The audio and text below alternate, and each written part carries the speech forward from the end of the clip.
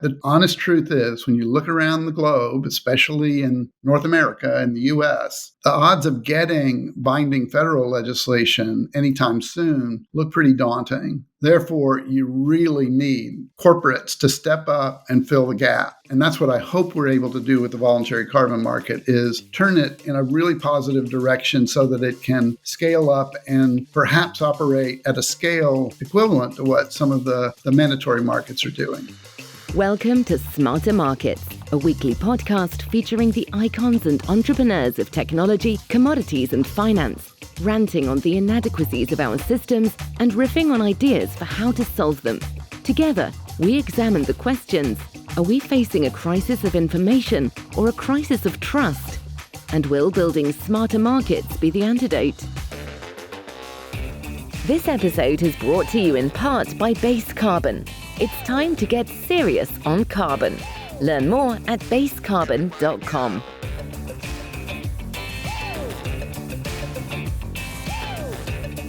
Welcome back to the September sessions on Smarter Markets. I'm Dave Greely, Chief Economist at Abex Technologies. Our guest today is Dirk Forrister, President and CEO at IETA, the International Emissions Trading Association. We'll be discussing how IETA and its members are viewing the world's evolving carbon markets and net zero landscape on the eve of their North America Climate Summit this week in New York City. Hello, Dirk. Welcome to Smarter Markets. Thanks, David. Good to be with you. Well, really glad you could join us, and I feel like it's perfect timing because IETA is hosting their North America Climate Summit 2023 this coming week in New York City. And, clearly a lot has happened in the carbon markets this year. In particular, I'm thinking of the turmoil in the voluntary carbon markets. So I wanted to ask you, heading into your annual gathering, what are your members focused on this year, and what are the important issues for them? Well, I do think overall companies are remaining committed to the Paris goals of achieving net zero emissions as quickly as possible. Carbon markets are a vehicle for doing that because they allow you to cooperate across sectors and across international borders. So it really enables companies from the private sector to speed up their engagement in climate change and to accomplish more, just because the efficiencies are there. So right now, I think we're going to focus this first and foremost on market developments across the Americas. A number of carbon market designs at a state level or provincial level, or in the Canadian example, we've got examples of nature-based solutions being defined at a federal level. So we're going to take stock of all of those developments in the compliance markets, which are really the core of carbon markets. But you're right to point out that voluntary markets have been getting a lot of attention because of the potential of bringing additional private sector investment to the broader goals of the Paris Agreement. And in that arena, a lot of developments around setting a threshold standard, which the Integrity Council for the Voluntary Carbon Market is doing. That threshold standard will help to define the best of the credits available through the independent crediting standards that have grown up to serve the voluntary carbon market. So we're going to take stock of all of those developments and of the guidance from the Voluntary Carbon Market Integrity Initiative, which is the one aimed at corporate uses and use cases, that kind of thing. And I think there's a lot of enthusiasm because people are looking across the fall and they know we've got an important COP coming up in the Middle East, in Dubai in late November. And it's going to be an opportunity to really showcase what we hope is a turning of a page to a new chapter for voluntary carbon markets to offer even more than they have in the past to the greater good. And I wanted to ask you, because there are so many markets around the world, both compliance and voluntary, what markets are most important to your members? And given the need to get financing and investment into carbon projects throughout the world, where do they find it most important that new markets emerge? Well, I think the markets that get the most attention are the bigger ones, right? Like China, just because of its sheer size, and it's early days still in the China ETS, but it's so big that people pay attention to it. But more importantly, the European carbon market, because it has the highest pricing for most of this year. It's been between $80 and $100 US. So it's material for European energy companies and heavy industry that are covered by the program. it's getting more serious because the parliament has agreed to tighten the caps down even more to be aligned better to Paris goals. But they've also adopted a second ETS that doubles the coverage. And that second one is covering all of the emissions from buildings and road transport. So the European markets definitely get their share of focus. And then if I scope back, it has to be said that the new ones are the new kids on the block always get some attention, whether it's Washington and Oregon or whether it's new markets that are in development to serve the South African market or markets in development in Indonesia and India. So there's a lot of really interesting policy work underway all around the world. And as countries get more serious about their Paris goals and as they think about what kind of contributions they want to elicit from private sector. And I'm curious, clearly the European system is the most advanced compliance market that we see around the world. Do you see other countries looking to copy or emulate that model, or are they taking a different path? Actually, we do see that. What I find is, having worked on carbon markets for around 20 years, that each one builds on the last one, right? So each time a new market design comes forward, it builds on the experience of the existing market. So yeah, Europe was kind of the first out, but it learned from the UK that was out a little bit earlier than the EU. And then California learned from the EU, and South Korea has learned from the EU. So I think they all kind of learn from each other as they evolve, because they have to fit the local business culture, the local political structure, fit in a local legal regime. All of those things involve some slight variations, but at their core, most of them have this these pretty common, simple elements of what a cap and trade is, of regulatory cap and a bit of compliance flexibility on how you deliver your commitment.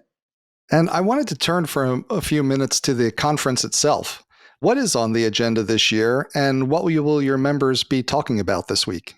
Well, there's a little bit for everybody. I think we are, going to be hearing from the leadership of the Commodity Future Trading Commission on how regulators are looking at voluntary carbon markets. That'll be one extremely interesting thing. I think the U.S. federal government is trying to make progress on a new type of crediting standard for energy transition. So from moving off of fossil fuels and toward cleaner burning fuels. We're hoping to get some updates on that. And then we'll just survey what's going on all across the Americas in terms of market developments and a strong component of voluntary carbon markets and how they can add potential investment to what governments are bringing to the table. So it's only 2 days, and it's part of a week-long set of activities of Climate Week in New York. But we just think it's so important to get some focus and to get some of the key players together so that the magic can start to happen of the creative sparks that people get off of working together. Yeah, and I realize a lot of this will come out of people working together and having those conversations, but I wanted to get maybe your early take. If you could put some of what we're seeing in the voluntary carbon markets this year into context. Are your members seeing it as an existential thing, a evolutionary thing?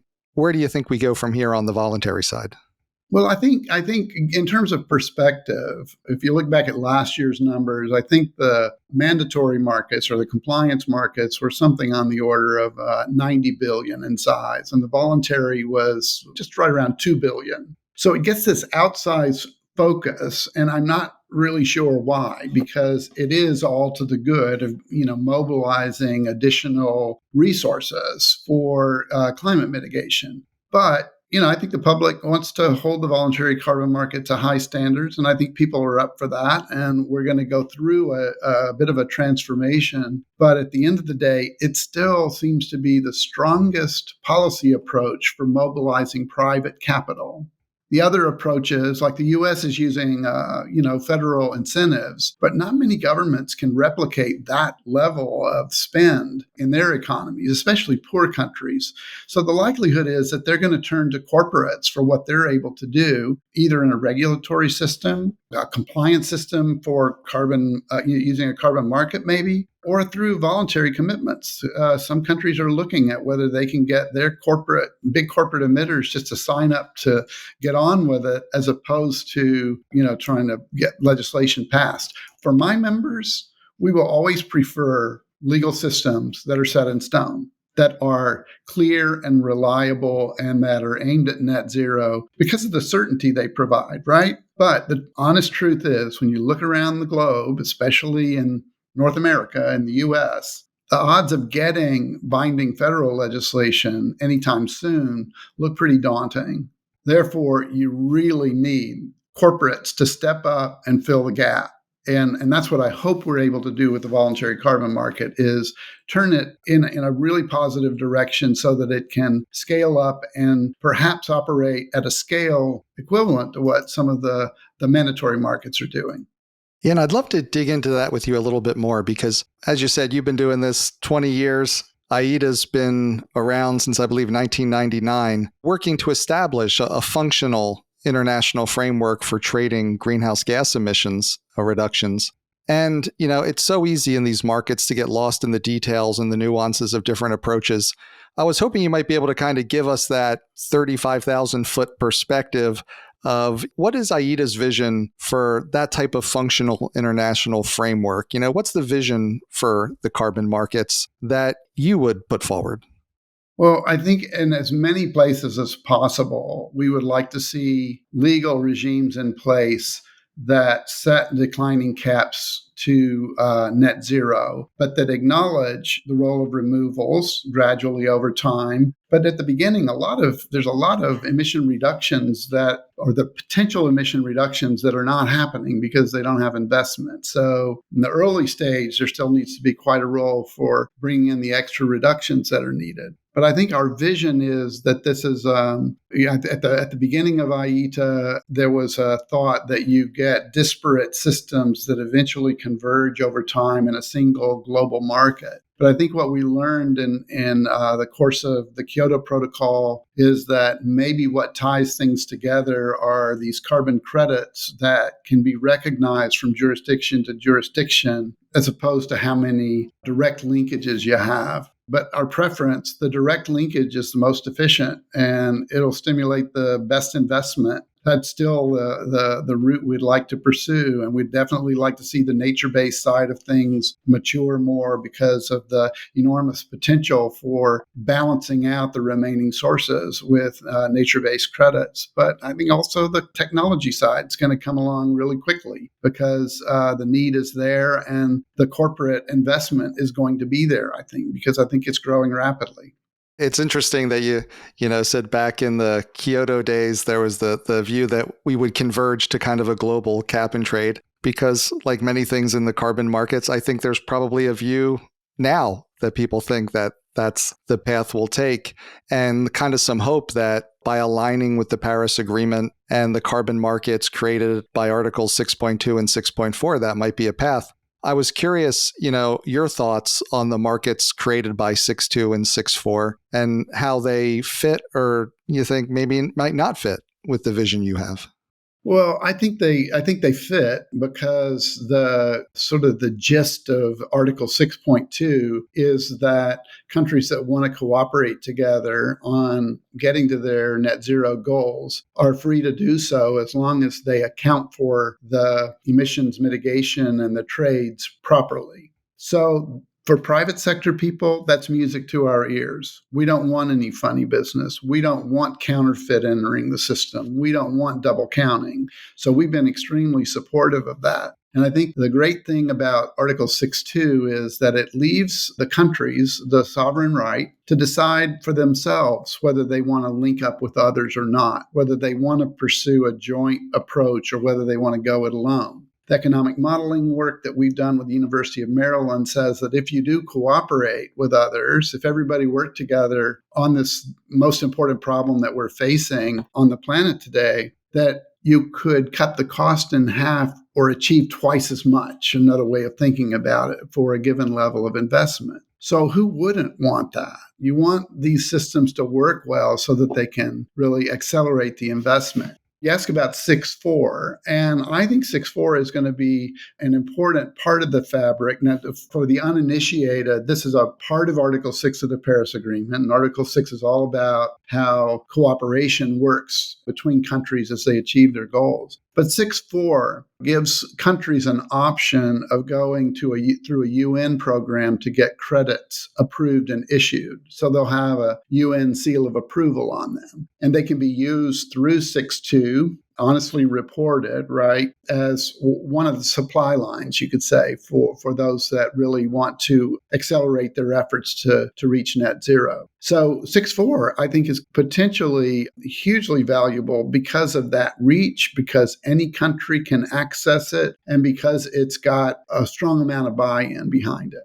The problem it has is, like a lot of UN efforts, it's kind of slow and methodical. Right? So right now, under 6.2, you can use the voluntary crediting programs. You can use the gold standard, VERA, ACR, CAR. You can use these in your national program, as some countries are doing, and get on with it while you wait for the UN to catch up. And I think that's really part of the design of Article 6, was to make sure that countries had every choice available to them in terms of how they utilize markets, as long as they're honest in the reporting of it. And you had mentioned earlier that we need that corporate money to continue to flow into the carbon projects for reductions and removals around the world. And I was curious, in your vision for the carbon markets, how do you see the role of corporates and the role of countries? And how do you see that differentiated? And how do you see them working together? Well, I think as we move forward in time and more legal regimes get put into place, that there'll be more requirements on corporates than there are today. Like, I think that will be a steady march of sort of regulatory coverage from corporates. But when you're talking about how to get to net zero, zero is a really hard number. A lot of countries know how they're going to get to minus 50 or minus 55 or 60, but getting all the way to zero, that is difficult. That is hugely expensive. And that's where we're really going to have the cooperation. So I think my thesis is that governments are going to devolve responsibility to corporates at least for their direct emissions, and maybe for other scopes, but at least for their direct emissions. But they're going to end up needing to allow them to cooperate across borders to keep the costs in check. So that would be the vision, that you've got a kind of an amalgam of programs, voluntary and compliance, but maybe they recognize the same pool of high quality credits produced by either independent standards or the 6.2 standard, but that pretty soon those standards are all using kind of common metrics. So it's really about who's efficient in being able to produce them. But once we get into that kind of a routine and that kind of clarity and simplicity, I think this market can really take off, and will need to in order to achieve the net zero goals. And, we said that IETA's been working on this for, I guess it's going on about 24 years, almost a quarter of a century, through the ups and downs of the carbon markets. And I was curious if you could kind of take a bit of a step back with the historical lens and talk us through, where do you see the successes over the time and what were some of the challenges? Right. Well, I think as I look back over time, one thing that's important to keep in mind is the attention on voluntary right now. It's partly important because all of the carbon markets started as voluntary experiments.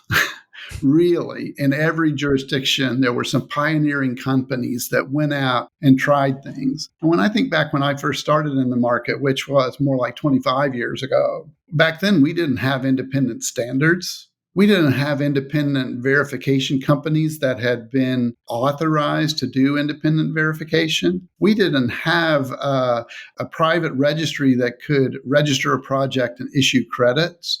This was all sort of developed on the back of companies that were willing to step forward and kind of experiment with it and put out, best case scenarios of how they thought the crediting should work, drawing on academic experience or NGO partnerships or whatever. And to look at where it's gone over 25 years, so that it is the dominant approach around the planet for mobilizing private capital into climate action, is the carbon market. Now, that's a combination of voluntary and compliance, but it's been a huge success. The first big success was getting the EU to agree to legislate a program. And the next was having the Kyoto Protocol actually enter force and be able to produce credits. We learned so much in that era that it's now put us in a really advantageous position for the hard part, which still lies ahead of us. Like, it's really going to get interesting in the next decade as we're seeing how close to net zero we can get and how fast we can get there. And I really appreciate that approach, the, experiment, learn, and evolve, which seems to be the way of markets. And when I look at the carbon markets and over the past couple of years, it seems like there's, many people with that attitude pushing ahead. And then there are some who are kind of expecting that the answer will somehow be handed down and it'll be the perfect answer, as opposed to, we just got to move forward. We got to learn. We got to adapt. In the spirit of learning and adapting, I'm curious, where do you see the focus needing to be next? Well, I think all of this focus on voluntary has, in a sense, taken the camera off of the guys that really ought to be on the hot seat. And that's government officials that have obligations for how their country is going to meet its contribution level. And that's where I think the action is. It's going to be really exciting to learn how different countries want to use Article 6 for achieving greater ambitions. And if nobody uses it, if it's just going to sit there, then it's going to turn into a pretty boring story. The excitement is going to be as a country like whether it's South Africa or Chile or Colombia or Senegal or Ghana, as they come forward and say, this is how we're going to approach it. These are the things that we're going to use for our NDC. These are the credits that we think we've got surplus that we would be willing to give authorization for export and trading. We're going to start seeing a lot of that come to life in the next 5 years. And I think that's going to take a lot of the mystery off of it and put the attention back where it belongs on the governmental programs. It's the governments that have the commitments to Paris, right? We need those structures. So I'm really excited about seeing how all of that comes together. And I find that such a unique conversation and such an unexpected point in a way, right? Where you could step back and look at IETA and say, okay, it's a corporate group, but now you typically don't expect those to be looking for governments to create regulation. And in a sense, moving to cap and trade, it creates that. Yeah. So I'm just curious, like how do your members see this? Well, I mean, we have specialists across our membership in virtually every niche you can imagine in carbon markets or clean energy. So there are innovators and risk takers and people that have big balance sheets and people that have tiny balance sheets, but they're all committed to this common purpose of making markets work for climate change. And, when you really step back from it, what a notion this is that you could turn the ability to reduce an emission into something you could get paid for. That's a good thing. That turns it into an asset. That makes the corporate official think this is valuable, right? This is a valuable thing that we can do. And I think that's how markets need to transform, is so that they can recognize that emission reductions are a good thing that's worthy of investment, as opposed to, well, the dirty little secret is without the caps, without the regulation, you can emit as much as you want for free. That's the way markets shouldn't work. You ought to be paying for and encouraging investment in emission reductions and removals. And that's the potential that these markets, as quirky and technical as they can get, at the end of the day, that's the holy grail, is are they actually working to drive emission reductions faster than would happen otherwise? And, as we wrap up, you had brought up, of course, we've got COP28 coming at the end of the year. You had mentioned the focus needing to be on the government and government officials, kind of get them in the hot seat. So I wanted to ask you, what work do you see needing to get done at COP28 if we're going to continue to make that meaningful progress that we need to make?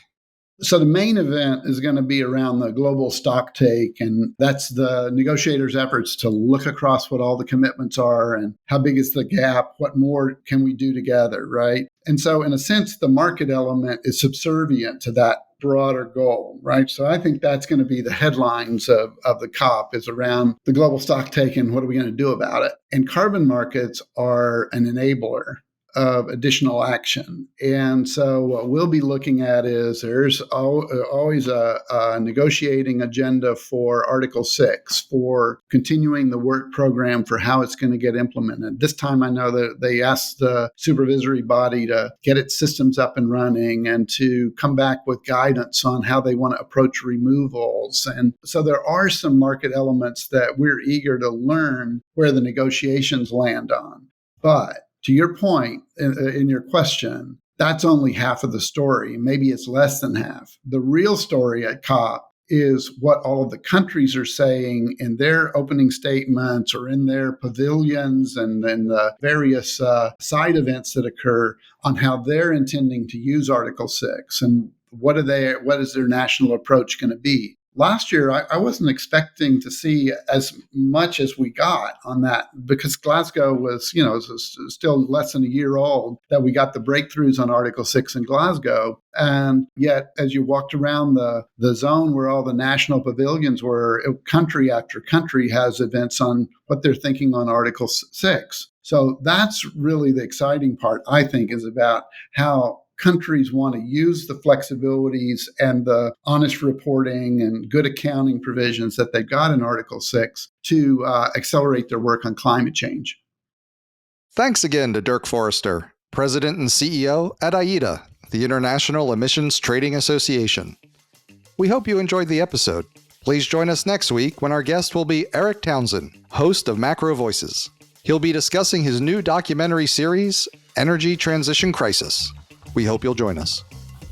This episode is brought to you in part by Base Carbon. The trading of carbon credits can help companies and the world meet ambitious goals for reducing greenhouse gas emissions.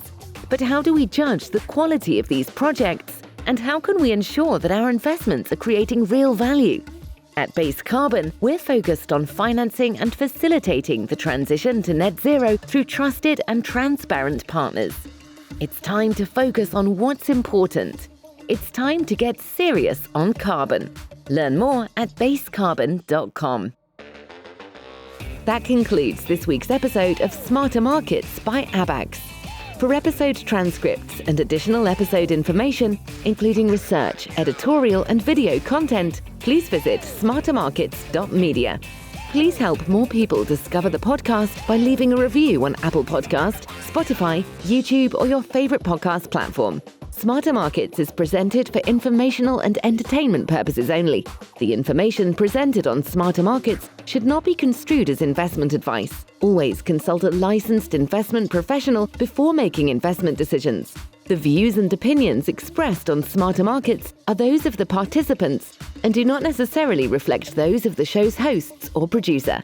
Smarter Markets, its hosts, guests, employees, and producer, Abax Technologies, shall not be held liable for losses resulting from investment decisions based on informational viewpoints presented on Smarter Markets. Thank you for listening, and please join us again next week.